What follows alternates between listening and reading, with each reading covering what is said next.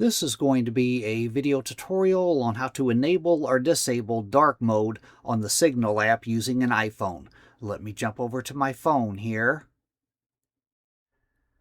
I have my phone opened up now and I am on the Signal app. To enable or disable dark mode on Signal, first thing you want to do is go off to the upper left-hand corner up to your little profile icon. You want to tap on that.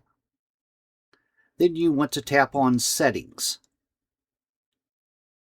Now under Settings, you want to go down to where it says Appearance, tap on Appearance.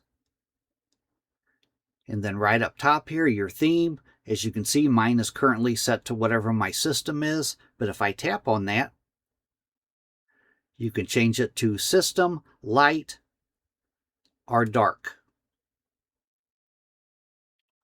That is how to enable or disable dark mode on the Signal app using an iPhone. Thanks for watching.